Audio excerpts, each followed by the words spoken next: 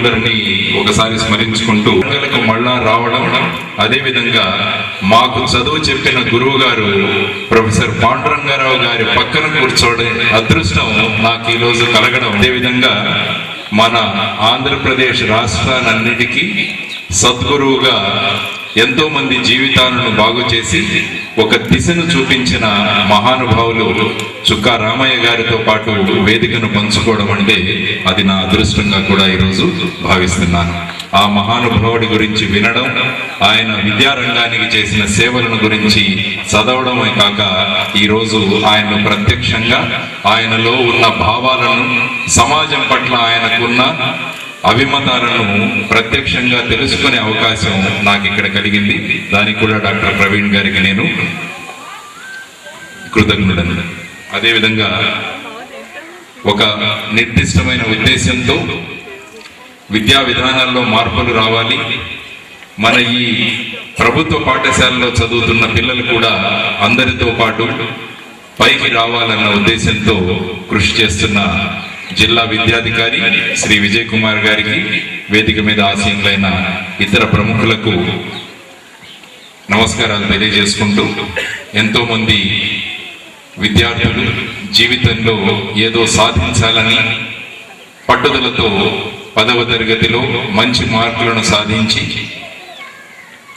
మంచి ఉద్దేశాలతో దూసుకు వెళుతున్న ఎంతో మంది చిన్నారులను చూస్తే ఎంతో ఆనందం కలిగింది. ఇక్కడ వారందరికీ ప్రప్రథమంగా అభ్యసించి ఈరోజు మహానుభావుడు డాక్టర్ ఏపీజే అబ్దుల్ కలాం గారి గ్రామ ప్రతిభా పురస్కారాలు మీరు అందుకోబోతున్నారు. అందుకు ప్రప్రథమంగా మీ అందరికీ అభినందనలు తెలియజేస్తున్నాను. ఎందుకంటే మహానుభావుడు డాక్టర్ ఏపీజే అబ్దుల్ కలాం గారు, ఎందుకంటే ఎంతో పేద కుటుంబంలో పుట్టి ఒక జీవితంలో ఒక లక్ష్యాన్ని సాధించాలన్న ఉద్దేశంతో గురువర్యుల ఆశీస్సులతో మహానుభావుడు భారతదేశానికి రాష్ట్రపతి అవ్వగలిగాడు. అదేవిధంగా భారతదేశానికి రక్షణ కవచాన్ని ఆయన ఇవ్వగలిగారు.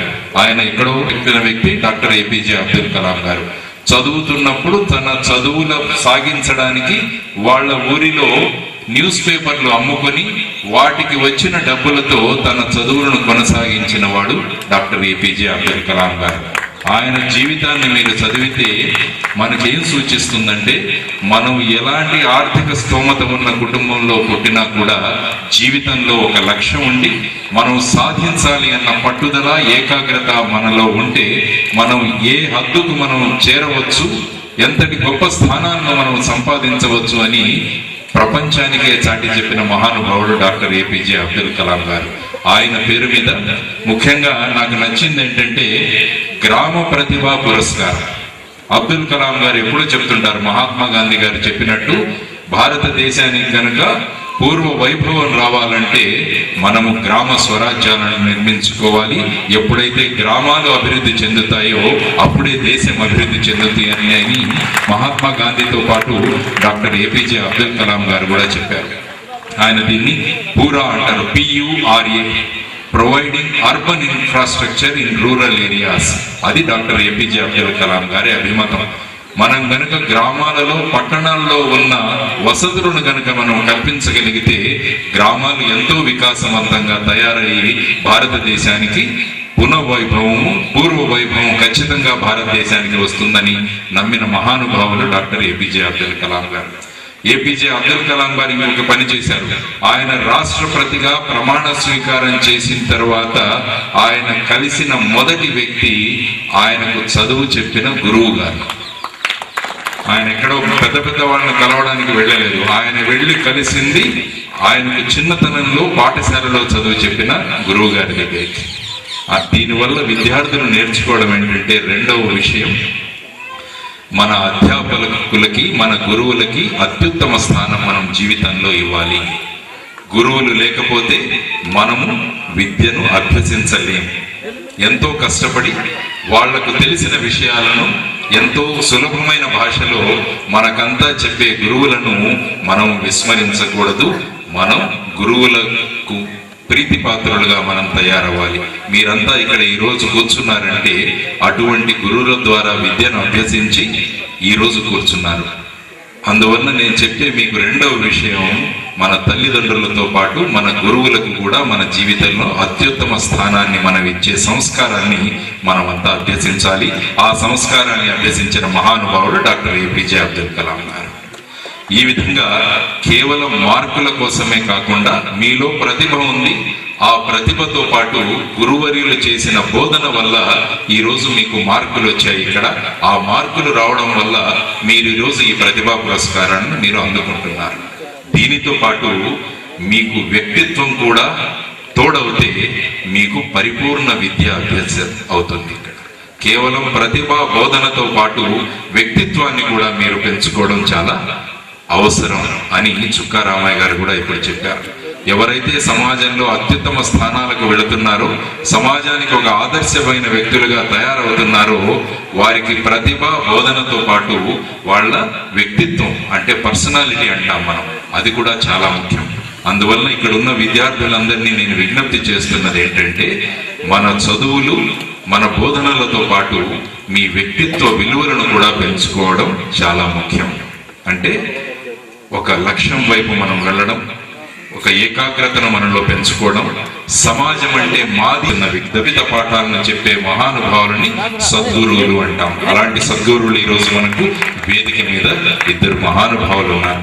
అదేవిధంగా ఇక్కడ ఉన్న అందరు గురువులు కూడా మీరందరూ కూడా సద్గురువులుగా మారి వాళ్లకు జీవిత పాఠాలను కూడా నేర్పించండి.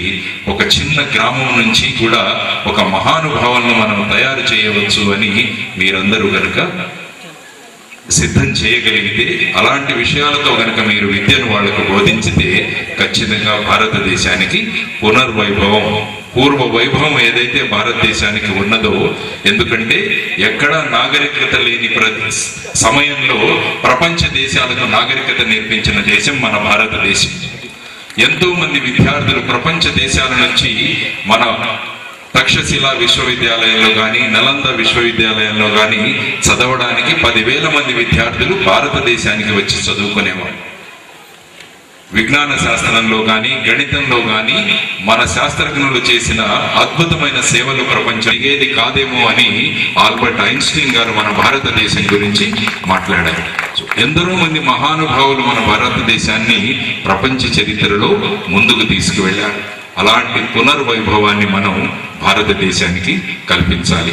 ఈరోజు డాక్టర్ ప్రవీణ్ గారు భవినేచ సంస్థను ప్రారంభించడం జరిగింది. భగత్ సింగ్ గారు, వివేకానందుల వారు, నేతాజీ సుభాష్ చంద్రబోస్ వారు మరియు చంద్రశేఖర్ ఆజాద్ గారు, వీరి పేర్లను తీసుకొని ఆయన ఈ భవినేచ అనే సంస్థను స్థాపించి ఈరోజు మన చిన్న గ్రామంలో కూడా అటువంటి మహానుభావులు తయారవ్వాలన్న ఉద్దేశంతో ఈరోజు ఈ ప్రతిభా పురస్కారానికి ఇస్తున్నారు. ఇక్కడ చూసిన ఈ మహానుభావులు కూడా మీలాగే చిన్న చిన్న గ్రామాల్లో పుట్టిన వాళ్ళే, పేద కుటుంబాల్లో పుట్టిన వాళ్ళే. కానీ ఆ మహానుభావులు వాళ్ళలో ఉన్న శక్తిని వాళ్ళు గుర్తించారు. ఆ శక్తిని గుర్తించి ఒక కార్యాచరణ ప్రణాళిక ద్వారా వారు అద్భుతమైన వ్యక్తులుగా తయారయ్యారు. అందువల్ల ఈ స్ఫూర్తిదాయకమైన వ్యక్తుల నుంచి మీరు నేర్చుకోవలసినది ఏంటంటే, మీరు కూడా ప్రతి ఒక్కరూ అంతటి మహానుభావులయ్యే అవకాశం మీ అందరికీ ఉన్నది. ఆ అవకాశాన్ని సద్వినియోగం చేసుకుంటారని నేను ఇక్కడ మీకు ఆశిస్తున్నాను. పిల్లలకు ఇక్కడ చుక్కా రామయ్య గారు చెప్పారు, 86 సంవత్సరాల యువకుడు ఆయన. ప్రొఫెసర్ పాండురంగారావు గారు మీతో మాట్లాడారు. నేను ఇప్పుడు పిల్లలతో మాట్లాడుతున్నాం. మేమంతా మాట్లాడుతున్నాం ఎందుకంటే మేమందరము ఈ నదులను ఈత కొట్టి అవతల ఇవన్నీ మేము అనుభవం ద్వారా తెలుసుకున్నాం. అందువలన మీ అందరి చెయ్యి పట్టుకొని ఆ నదిని అద్భుతంగా దాటించడానికి ఇక్కడ ప్రయత్నాలు జరుగుతున్నాయి. మీరు సుడిగుండాల్లో చిక్కుకోకూడదు, మీరు ముసళ్ల బారిన మీరు పడకూడదు. మీరు అద్భుతంగా నదిని దాటుకుంటూ వెళ్ళి అవతల వైపు విజయ పతాకాలను మీరంతా ఎగురవేయాలని మీ కుటుంబ సభ్యులుగా మా అందరి ఆకాంక్ష. అందువల్ల ఇక్కడ ఉన్న పిల్లలందరికీ నేను విజ్ఞప్తి చేస్తున్నది ఏంటంటే, పెద్దలు చెప్పిన విషయాలు ఎందుకు చెబుతారు అంటే మీరు అద్భుతమైన వ్యక్తులుగా తయారవ్వాలి. కానీ మిమ్మల్ని అద్భుతమైన వ్యక్తులుగా కాకూడదు అని ఎన్నో శక్తులు ప్రయత్నిస్తాయి. ఎందుకంటే నేను మొన్న ఎక్కడో చదువుతున్నాను, 19వ శతాబ్దం ఇది బ్రిటిష్ వాళ్ళది, 20వ శతాబ్దం అమెరికన్లది, 21వ శతాబ్దం భారతీయులది అని నేను చదివాను. అందువలన మనం 21వ శతాబ్దంలోకి వచ్చాము. మనం భారతదేశంలో జన్మించి అదృష్టం చేసుకున్నాం. అందువల్ల ఈ శతాబ్దం భారతీయులది అని మనమంతా సిద్ధం చేయాలి. మనం ప్రపంచ దేశాలకు చెప్పాలి,